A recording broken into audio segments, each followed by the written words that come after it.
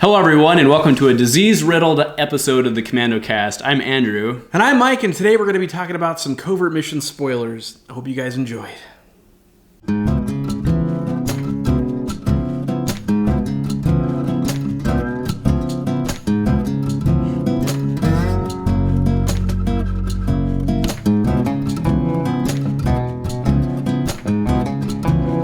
All right, guys, welcome back to the Commando cast. So today, Mike and I are going over our condolence spoilers, those 3 spoilers that Matt Holland gave us a couple weeks ago. It was like, take these, don't kill me. Right, yeah. So I do want to point out one thing from that article. So that was, that post, right? He had noted in there, he's like, yeah, the reason we can't post the article is because we want to hold it for closer to release.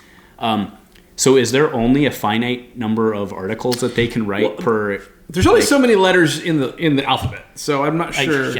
Whatever. Yeah. Because if you guys are looking for writers, FFG, Andrew and I could probably pound a couple articles out for you. I know your Destiny guys do pretty good quality articles as well. In fact, I'm going to endorse that. Let's let mods do the next spoiler article. Correct. Yes, thank you. So, all right. So what we want to do is we want to go through these spoilers just real quick today. First 2 we'll go through let's just go ahead and go into it. Right. So let's do the easiest one first. Rebel Hangar. So Rebel Hangar is a 6-drop. This is the easiest one? Yeah, it is. Okay, go 6-drop hero support location, 2 indirect, 1 focus, 1 shield, money. Why the hell does it have a blank on it? 6 cost for the blank? That makes sense. But after you play the support, search your deck for up to 2 vehicles with a combined cost of 4 or less and play them for free and then shuffle your deck. So the reason I think this one is the easiest is because every set's got to have a bad legendary, I guess, right? This is like the Qui-Gon spirit. So my position on this is if it ends up being good, it's going to be done by one of the Hyperloops guys or something that's way smarter than us and can figure it out, right? So this is junk. Yeah. I can't. I wouldn't pay 2 resources for this die. And that's basically what you're doing after. Wouldn't you rather have so granted there's no indirect on it, but wouldn't you rather have the Senate chamber than that die? Oh my gosh. For days. I'd rather have Canobite security. And that never sees play. Yes, I realize you get a tutor out of it, but who cares? Yeah, that's awful. So anyway, so let's move on to the ghosts. Mike was drooling about this. Ooh. It's got a great die. So it's a 3-drop, obviously hero support vehicle, 2-gun, plus 3-gun. 2 disrupt, shield, and guess what? A money, no blank. No blanks for 3. For 3. Right, that makes sense. So ambush. Okay. After the support enters play, you may activate a Spectre you control. Ooh, interesting implications there. Right. After you resolve this die, you may give each character piloting this support 1 shield. So you may give each character piloting this support 1 shield, right? So there had been some debate previously about whether you could have multiple characters piloting the same vehicle, right, and I think that answers that question. Correct. At least to me. Yeah, no, that absolutely does. And maybe there's some weird. No, I think that totally. I can't imagine they have a special rule where only this one. Yeah, and to be fair, we don't have the official rule. Obviously we don't because we've only seen these 3 cards as our communication sense, right? But it says each character. In order to have multiple characters piloting, you have to, by definition, be able to have multiple characters piloting. Have they, and I'm on a lot of cold medicine right now, but have they done an article that explicitly explains what piloting does? No, they just referenced it in that one. If you go back to our spoiler episode, which was, 5 weeks ago at this point, we kind of talked about it a bit, but all it really does is say that when the character activates, you can have them become piloting a vehicle. So I think you can have a character activate, pilots a vehicle, and then even though that vehicle is exhausted, you can have another character pilot the vehicle, I think. Do they get to activate the vehicle when they activate as well, or was that? Yeah, when you pilot, you bring in the vehicle. If it's already exhausted, you obviously wouldn't bring it in. Okay. So I would think you would just. Well, it would. But I don't know. I'm sure we will. Without knowing, I'm sure we'll get the clarifications about 2 weeks after the set drops. That's funny. Enjoy these cards you can't use, guys. Yeah. That's funny. So anyway, Ghost looks pretty good. I don't want to spend too much more time on the Ghost because I think it's really hard to there's clearly a lot of stuff that's going to happen to support this. Look at the value for 3 with ambush. Oh, it's a great card, but I think it's going to be even better. Is my point. This is hot. If there's not a Phoenix or Phoenix 2 or whatever it ended up being that goes with this, who are the Spectres in the game currently? Right now, it's Chopper, Zeb, and Ezra. Well, in standard, and then there's I'm sure that they eroded. If he wasn't, I'm sure they eroded Kanan to be a Spectre. And Hera from EAW. So, yeah. Oh, and Sabine. So I guess we have them all, right? Yeah, we have them all. Just not all legal. Just not all street legal. Yeah. Okay. I got you. Well, I love this card. I think you have to assume, and I've seen people post this on Facebook too. Like everyone, like someone didn't even say ghost. He just said Hera exclamation mark. Right, yeah. I think that makes sense. This is our second ghost, correct? We had one in Empire. Yeah, and the first ghost was 4-drop and also didn't have any blanks. And it was good too. It was good. That was good. That was the one with a special that you could resolve any side. Yeah, super good. Yeah.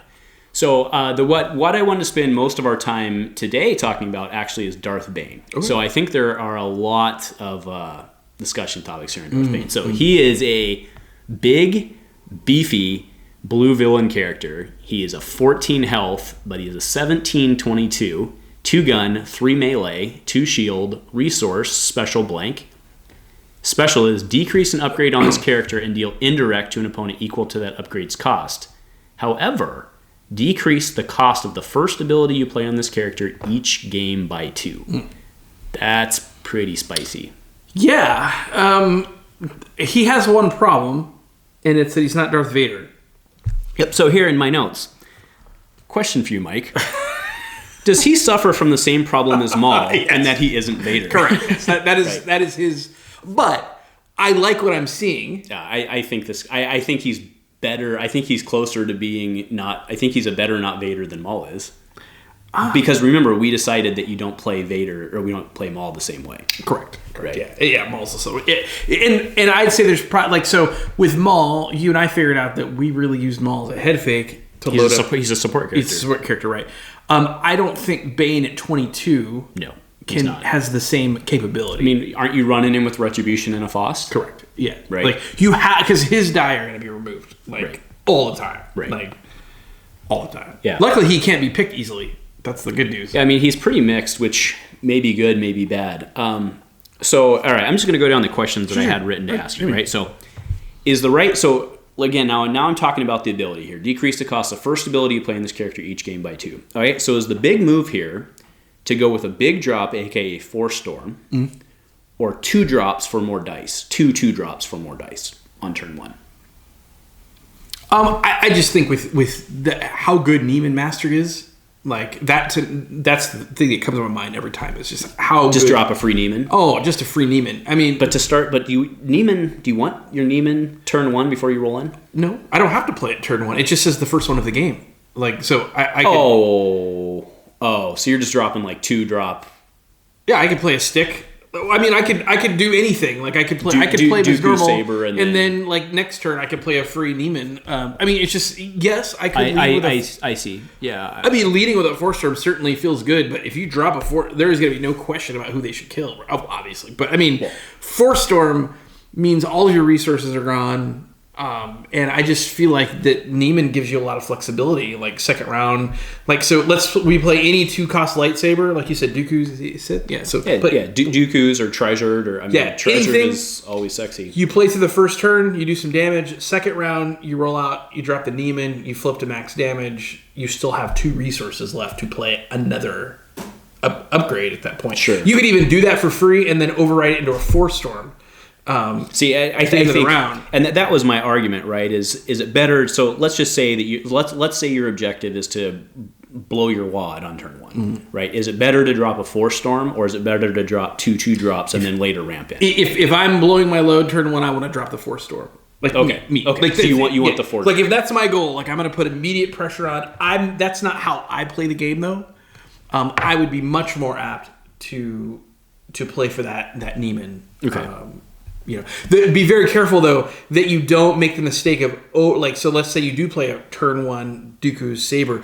Do not overwrite because our normal method of play is we overwrite into Neiman, because that's free. So don't make the mistake or play a force jump of reducing your 2 costs. Yes, correct. So that's there's going to be that'll happen to you once, and it will be on stream. Yeah. I'm positive. Yeah, that'll happen. No, you're right. That'll happen. So yeah, that's actually good. So the next question I have is this guy playable without honed skills? Because honed skills rotates out in set after this next set. Now, that doesn't mean it won't get reprinted, right? But Hone Skills goes away because it's from Way of the Force. It's from set 5. So when set 10 drops, it goes away. Is this guy even playable without Hone Skills? Like, is he playable with only 3 upgrade limit, considering that one of them you get for free, and clearly that's what you're paying for? I think he is. I still think I could play a Neiman into beefy, right? Because you're going to have a Neiman and 2 probably sizable upgrades. Well, I think so. Just to throw it out there, Mike and I are under the assumption that he's going to get. I mean, look at this guy. Like, there's going to be a big beefy upgrade, right? Like a signature kind of like upgrade for him. So I don't know much about. I mean, if you don't know who Darth Bane is, because I love Wikipedia, he's the guy who came. No, I mean I don't know. Like, he's not in the movies, whatever. Right. So he's the guy who instituted the rule of 2 with the Sith from way back in the old days. Right. There you go. Now we're up to speed. Yeah, but there you go. So I don't know what like his signature moves are. I think it's reasonable to assume that there's going to be more moves going forward. Yeah, you think we've got a form like the last 2 sets? Or forum, sorry. Do you think we'll get a new set of forms? Like I training would, and mastery? I mean, wasn't somebody telling us there's like 13 different forms, so we could potentially see a form in every set for the end of time, basically, right? Yeah. So I don't know. I'm gonna be really sad when I have Neiman. Like, I don't know that I just need to have. I think there's actually a form that has to do with cutting off your opponent's limbs. The Vader form. Yeah, like that's pretty cool. But no, and I've actually kicked around, and again, not a good idea, but I've kicked around the idea of maybe playing him single die with Snoke, and then using Way of the Force as your first one. Check that off the list. Okay, like that was just my first, and again, that is total junk. But the reason I like that is because the reason I like that is Snoke is so strong, and we've played many a game where you play Snoke at 13 or 14, and you have a big that you load up, and by the end of the game, right, your opponent's exhausted a lot of the removal, you've done a lot of damage, that big character dies, and then Snoke like finishes up the game with his 2 indirect sides. Sure. and focuses. And then you can play heirlooms and daggers and stuff, right? I mean, let's not underestimate the fact that you could just play any ability and overwrite it for a 4-drop weapon. Right. Yeah. I mean, you play yellow and Darksaber, and I mean, there's... Yeah, well, okay, so my Okay. my next question, my super spicy tech is, Crime Lord is an ability. So, do you play him with Greedo and go Crime Lord for some jank? Oh my god. And he's got so many hit points. Like, the problem with Crime Lord, it usually goes on a guy who gets just waxed off the table. So do you play him with Crime Lord and go all full out jank? That's interesting. That is disgusting. Because technically, right, so, and it is, his special is indirect, which doesn't feel really good. I don't know, man. But it does feel good after you crime. So, like, you Crime Lord somebody, and then the next turn you're dealing 5 indirect. Right. Wait, isn't Crime Lord 4? Crime Lord is 4. It's a 4. It's a 4 that costs 5. Yeah. But again, so let's say you play Crime Lord, you Crime Lord one of their players off the board, and then you override it into Darksaber. Okay, yeah. Right, like, I mean, bummer. Right, like, absolutely, I think there's some play there. And if you play Crime Lord on this monstrosity, I have to spend the rest of the game controlling that die, which leaves me open to doing other nasty stuff. Right. Unfortunately, the Crime Lord special is going to be easily entanglable, right, with his damage die. Yeah. That's the problem I think you'll run into. So I do wonder if this guy won't actually be more playable, not necessarily competitively, but I wonder if he won't be more playable from a fun standpoint in Infinite. Oh. Right. Yeah. Well, everything's more fun in Infinite. I don't know. But I think he may be more open in Infinite, right? Because is blackmail an ability that from Spirit of Rebellion? I believe that it is. I think it is too. We'll have to. I'll splash it up and we can confirm whether we're right or wrong. But like, if blackmail's an ability, like that feels pretty good. That card is gross too. Ugh. Yeah. No, so yeah, super cool. I think Yellow, because Yellow has a lot of that stuff. Like Yellow does have a lot. Now that you mention it, Yellow has a lot of abilities. Yeah. It has that one really bad legendary from Way of the Force, the one with Jango Fett on it. For Formidable. Formidable. Yeah. That's got some interesting little. It's got focus sides on it, and do damage. We've upgrade. It's just kind of cool. So I could see Yellow being a pretty good fit. Red is so defensive right now. It might be a good way to. I mean, yeah, well, the blue, red, I mean, it's the same discussion we've had. I mean, basically everything we're talking about right now is the same discussion we've had for Maul. Right? Like, the blue, red, zero cost removal package for villain is insane. So, not running him with a FOSS seems, I don't know. But, again, I like the crime. I just want to throw out the crime. Sure, yeah. So, what would we put him? We'd put him with Corn Tracker at 8? Or what would be our... No, you could go Greedo and still run Retribution. Oh, yeah. 7 and 22 and 1. Yeah, or you could do, like, the Trader. I think I like the Trader over the Tracker, but... Yeah, be careful, because Trader's on the list. So, as that list... Well, I'm not running with military cannon. No, I'm just saying, as that list gets bigger... Well, yeah, there's got to be changes to the list, right? I hope so. Anyway, I think that's all we have for today. So I know there's a lot of people out there excited about Bane. So if you're excited about Bane or you have ideas, let us know what you're thinking about playing him with. Go ahead. I've heard a lot of, like, again, just people think it looks really cool, and then I've heard people like, it's garbage because it's not Vader. Right? And it's not Vader. That's true. It's not, like, Vader's got a 2, a 4 for 1. 2, 3, 4 for 1. Yeah.